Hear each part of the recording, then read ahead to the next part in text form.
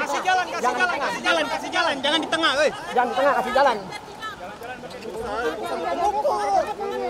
Mas, kasih jalan, Mas. Udah.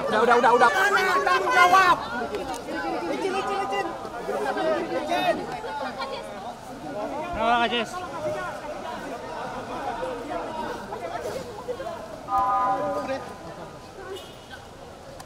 Balikin uang saya, balikin. Cari gimana pun cari. Ya, nah yang besok kita mau laporkan nanti yaitu mengenai undang-undang IT ya terkait pencemaran nama baik yang dilakukan oleh saudara ya Vincent dan saudari Jessica Iskandar ya pada saat ya klien kami mendarat di Bandara Soekarno Hatta ya kan yang akan menuju ke luar mobil ya kan dari prosesnya dia mau keluar itu kan sempat ada kata-kata yang memang tidak menyenangkan ya maki-makian ya terhadap klien kami. Nah ini sangat kami sayangkan terkait penyampaian itu ya yang mana klien kami sendiri kan merasa nama baiknya jadinya jelek banget kan gitu ya tercemarkan apalagi yang dia berkuar-kuar itu kan di luar apakah di dalam bandara yang memang harus disterilkan kan gitu ya kan nggak boleh orang berteriak-teriak begitu kan di bandara itu kan apalagi sempat ada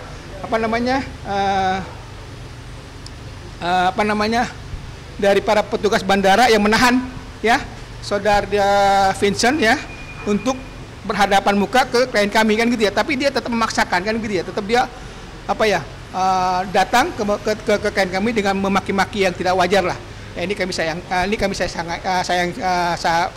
sangat sayangkan dengan adanya penyampaian yang memang tidak sesuai lah dengan norma-norma yang ada di Indonesia khususnya. Kami masih menunggu dari pihak Polda Metro Jaya terkait adanya nanti diizinkan ya klien kami membuat laporan ya. Tapi kami mencoba ya kalau memang mudah-mudahan Polda Metro Jaya merespon daripada surat permohonan kami untuk izin ya klien kami membuat laporan itu kami sangat berterima kasih ya supaya klien kami juga mempunyai hak ya kan terkait dirinya sendiri sebagai warga negara Indonesia kan gitu ya untuk menyampaikan sesuai keinginan dia kan gitu ya yang mana dia juga pernah dilaporkan sekarang dia ingin melaporkan lagi kan gitu intinya itu loh. Boleh aja maksudnya semua orang punya hak untuk melaporkan namanya juga kan pembelaan diri jadi ya nggak masalah lah kita tunggu aja untuk laporannya itu dan ya kita kan berbicaranya bukti-bukti aja paling. Bukan saya doang sih, banyak yang berkomentar kayak gitu juga, kayak kok terlapor merasa jadi korban, kayak lucu gitu loh. Cuma ya walaupun dia terlapor boleh aja dia merasa diintimidasikan atau dia juga merasa apapun itu dia berhak, nggak masalah. Seiring berjalannya ya waktu ya di sini terkait pemberitahuan penetapan tersangka hanya 1 unit mobil. Ini kami pertanyakan ya terkait 11 mobil mewah itu sama kerugian yang dia bilang itu sekitar 10M. Sedangkan terakhir kami pemberitahuan yang dari pihak Polda Metro Jaya sendiri ya yang terhadap klien kami di sini hanya disebutkan yaitu adalah 1 unit Toyota Alphard nomor polisi B73DR tahun 2018 ya. Jadi di sini hanya 1 unit mobil dan pasalnya itu hanya pasal 372 KUHP. Ini yang coba kita sampaikan. Jadi bukan 10 mobil itu dan bukan uang yang 10M itu. Nah ini kita pertanyakan itu mana dasarnya apa kan gitu. Klien kami dibilang penipu lah ya kan dan lain-lainnya. Nah, ini mana gitu loh. Untuk minta waktunya nanti terkait klien kami ya supaya nanti klien kami sendiri yang akan melaporkan ya terkait masalah ini ya. Ke Polda Metro Jaya bertanya nanti apakah ada rilis dari terkait masalah ini ya mudah-mudahan dengan adanya nanti penyampaian dari Polda Metro Jaya supaya ada suatu peristiwa yang memang sangat berderang sekali kan gitu ya terkait masalah ini tapi nanti coba kita mempertanyakan nanti siapa si Septio itu kok bisa-bisanya dia melaporkan tapi tidak ada bukti yang memang dia pegangan gitu. Ini kayak apa ya nggak to the point loh. Nyari celah terus, ada dikit ini, ada dikit ini, kenapa nggak to the point aja gitu loh. Ini cari celah, ini tipe-tipe yang cari celah sih menurut saya. Yang saya lihat ini gara-gara saya naikin suara dikit udah merasa terintimidasi, mau melapor balik. Ini ya orang-orang yang cari celah ya, maksudnya kita bisa nilai sendiri lah. Orang-orang kayak gini kalau emang benar, come on man, to the point aja, jujur aja. Iya, dan Ya kita kan? fokus kepada Kita fokus pertanggungjawaban itu aja tersangka CSB aja, itu yang kita fokuskan gitu. Kita nggak mau melencong ke kiri ke kanan, enggak. Pure keadilan aja itu tok, selebihnya enggak, sekurangnya juga enggak. Pure honesty and kejujuran, and that's it. Tertangkap, satu hal yang wajar yang dilakukan oleh korban pasti akan emosi, pasti akan meluapkan perasaannya, perasaan yang selama ini dipending dalam hati gitu lah. Karena apa? Karena merasa dirugikan, kemudian lama dijadikan tersangka, hilang orangnya. Kemudian muncul di sebuah tempat yang namanya bandara. Korban akan emosi dan meneriakkan sebuah hal-hal yang mungkin uncontrollable. Kalimat-kalimat yang tidak bisa dikontrol. Di sisi lain wajar, sepanjang memang kalimatnya tidak masuk ke ranah yang lebih berat lagi. Gitu. Namun teriakan, yelling, kemudian hal-hal yang sifatnya mengganggu, yang namanya ketertiban masyarakat, termasuk ada dugaan merusak harkat derajat dari pelaku tersebut misalnya. Itu pasal-pasal yang masuk adalah pasal delik aduan. Artinya pelaku atau kuasa hukum dari pelaku itu harus membuat sebuah upaya yang namanya terkait dengan ada dugaan. Karena biarkan penyidiklah yang melakukan upaya tersebut.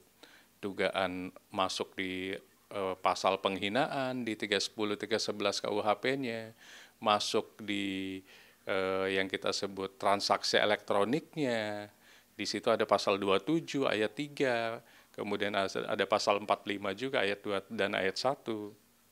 Memang ancaman hukumannya sudah direvisi, yang tadinya di atas 5 tahun, sekarang sudah 4 tahun.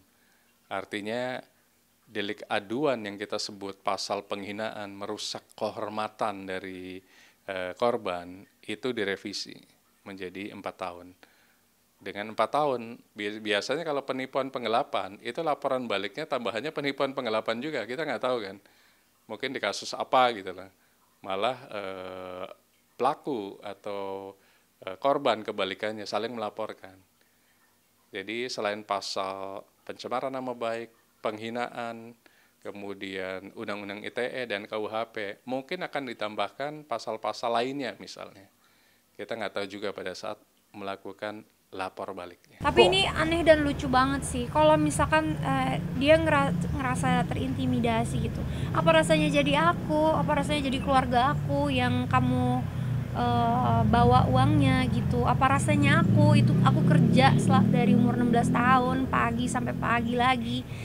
Cuma aku tanya, kenapa kamu bawa uang saya? Kamu ngerasa terintimidasi. Apa kabar saya yang kamu bawa uangnya gitu? Betapa sakitnya hati saya gitu. Kalau masalah kayak begini dibilang intimidasi itu kamu jadi lucu, jadi kayak aneh gitu. Harusnya yang ngerasa sakit hati, sakit mental, yang rugi itu saya gitu. Jadi aku juga bingung sih menanggapinya, jadi kayak lucu. Indonesia itu negara hukum lah, jadi semuanya itu ada hukumnya dan juga ada pasal-pasalnya. So far sih yang diberitahu ke kami sih belum ada pasalnya ya, belum nggak termasuk, karena saya nggak mukul dia, nggak, saya ancam dia juga enggak. Saya hanya bertanya saja selama ini dia di mana. Oke, mungkin voice aku agak tinggi ya, masa karena kita teriak dikit kena pasal, kan lucu. Saya juga nggak pernah ngancem dia lah, atau aku mau nyentuh aja kagak, dia aja pakai masker. Dalam hati tuh pengen saya lepas tuh masker, tapi itu pun saya respect, saya nggak nyentuh wajahnya, saya nggak, karena saya menghormatin hukum-hukum di Indonesia dan pasal-pasalnya, dan saya juga menghormatin dia juga sebagai terlapornya ya, sebagai orang yang membuat ini semua ini, yang membuat olah ini semua, saya pun menghargai dia tetap. Terkait kondisi klien kami, ya sampai saat ini beliau keadaannya masih kalau dibilang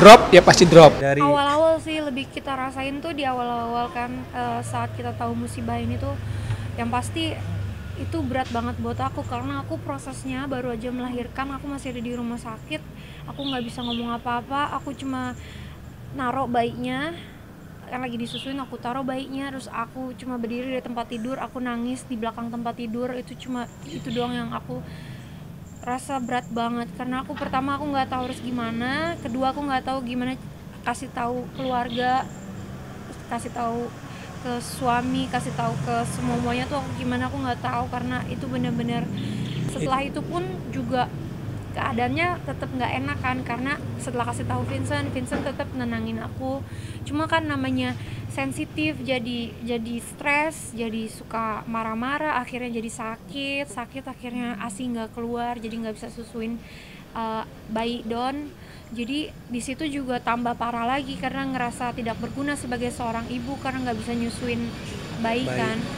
Di situ tambah stres, nutupin dari orang tua juga kan. Dari anak. L kan saat itu. Tapi L kan ternyata bokap tahu dari tetangga tukang sate, terus bokap stres juga, sedih, jatuh akhirnya di kamar mandi kena kepalanya masuk rumah sakit.